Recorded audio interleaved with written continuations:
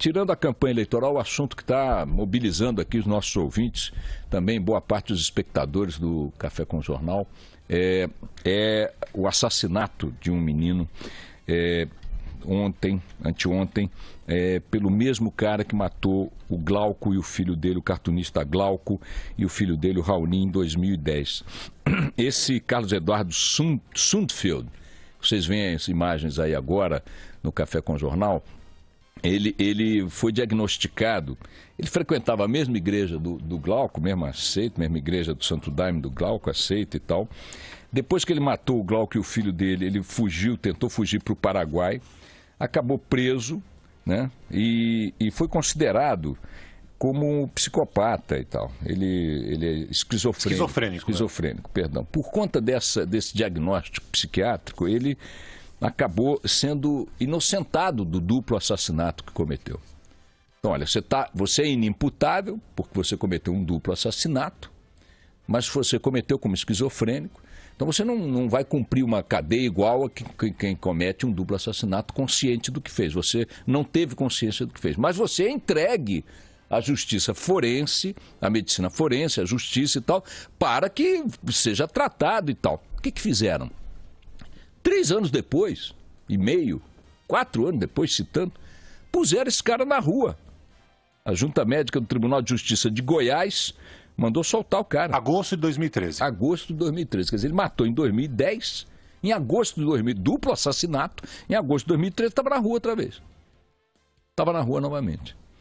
Foi submetido, encaminhado para um tratamento e tal, teria que passar por um tratamento, etc. e tal, ao longo desses 3 anos. O que aconteceu? A juíza Thelma Aparecida Alves determinou que ele fosse para casa para continuar o seu tratamento em companhia da família.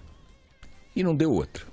Ele matou mais uma pessoa, o jovem Matheus Pinheiro de Moraes, 21 anos, esta semana, no último domingo, agora, para roubar o carro dele. Meteu tiro no rapaz. Rapaz jovem, 21 anos, com a vida toda pela frente. Fico me perguntando o que os pais desse menino estão pensando agora, da juíza, dos médicos que assinaram o laudo mandando soltar esse cara, né? De todo o processo formalmente correto que culminou com a morte do filho deles. O que estão pensando? Essa justiça faz sentido? Esses médicos merecem continuar clinicando? Essa juíza está coberta de razão? Aí você vai ouvir a juíza. Doutora, olha que lambança que aconteceu em função do cumprimento, entre aspas, da lei com a sua assinatura aí. Vamos lá. Ouçam o que ela disse a respeito das consequências do seu ato legal. Se ela se sentia mal, enfim, se ela se sentia incomodada, doutora, como é que a senhora está se sentindo? Se sente culpada? Claro que não tem nada uma coisa a ver com a outra. Ele foi julgado e foi absolvido. Quando o juiz paulista absolveu, ele disse, ele é louco, ele não sabe o que faz, vai ser aplicado medida de segurança. Medida de segurança nada mais é do que tratamento psiquiátrico. O próprio Congresso criou uma legislação anti-manicômio. Bom, aí nós fomos ouvir o Dr. Guido Palomba, psiquiatra forense, que chefiou o manicômio judiciário de São Paulo. Autoridade com currículo indiscutível. Durante 10 anos ele chefiou o manicômio judiciário de São Paulo. Agora, durante 3 minutos, vocês vão ouvir a opinião desse especialista que preside o Departamento de Psiquiatria Forense da Associação Paulista de Medicina, a maior associação de medicina do país. Ouçam o que ele disse agora há pouco, conversando comigo, o doutor Guido Palomba. Vai. Bom, para mim, esse caso, ele é emblemático de um grave erro médico. Esse rapaz, ele tinha o diagnóstico de esquizofrenia. Esse diagnóstico, ele delinquiu o primeiro delito dele por ser esquizofrênico, um delito grave, significativo, emblemático de alguém que padece de esquizofrenia paranoide. Pois bem, depois ele foi absolvido do crime por inimputabilidade, sofreu medida de segurança, e a medida de segurança inicial, ela demora 3 anos. Depois de 3 anos, ele passa por um exame de verificação de cessação de periculosidade. Então, aí vem o grave erro médico. São peritos, na minha concepção, improvisados, pessoas que não conhecem a psiquiatria forense e cometeram esse erro crasso de dizer que ele não tinha mais periculosidade, que podia voltar ao seio social. Esses indivíduos, a grande verdade é que eles não podem nunca mais voltar à sociedade, porque quando eles voltam, eles não tardam em recomeçar a atividade criminosa. Então, aquele parecer favorável que ele levou dizendo que tinha cessado a periculosidade, que podia voltar para a rua, é uma tragédia anunciada, porque mais cedo ou mais tarde ele ia cometer delito, como de fato cometeu. Eu acho que, em primeiro lugar, justiça é bom senso.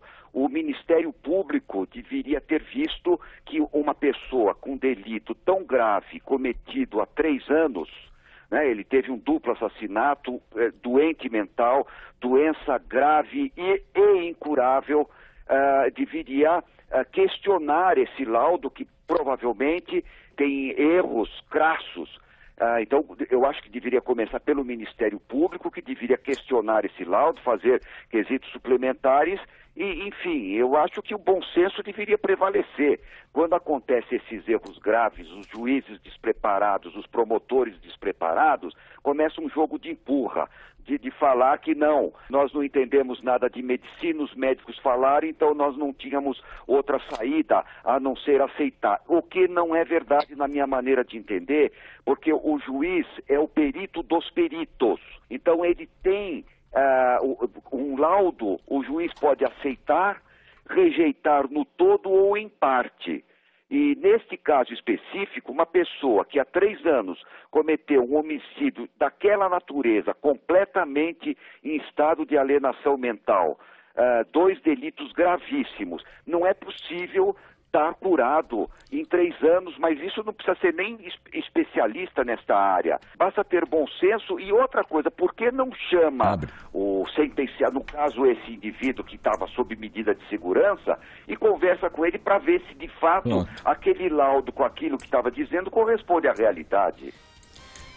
Bom senso, não está se pedindo muita coisa, Sua Excelência, a magistrada. Agora, o que é impressionante, só para concluir, é a firmeza com que eles reafirmam o erro.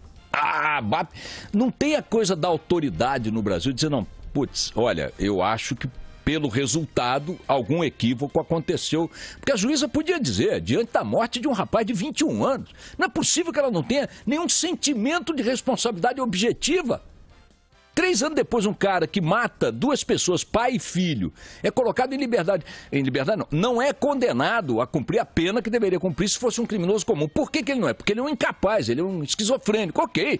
Mas é um esquizofrênico que mata as pessoas, aí 3 anos depois você está solto para matar outros, cheio de laudo médico assinado por médicos que nós pagamos, por juízes que nós pagamos. E aí você vai perguntar pro médico e pro juiz, vem cá, mataram meu filho de 21 anos, cara, foi o mesmo cara que matou o Glauco e o filho do Glauco há 3 anos até, como é que vocês deixaram esse cara sair? O Congresso, não me enche o saco! É uma brincadeira, é uma brincadeira. Aí você fala num tom que eles não gostam de ouvir, pergunta se eles não te processam. Claro que processam. Excelência, data vênia. Desculpe, vou falar e se processar, tô me lixando. Tem dedo seu nesse cadáver de 21 anos que está sendo sepultado pela família. Tem dedo seu, tem dedo dos médicos que lhe deram aquele laudo, tem dedo dos congressistas que a senhora evocou, dizendo que é assim que tem que ser. Como que é assim que tem que ser? Fosse um filho seu ou meu, estendido agora, dentro de um caixão sepultado, a senhora estaria com o mesmo raciocínio, com a mesma firmeza de argumentos? Mas para com isso, para com eita país, vamos nessa.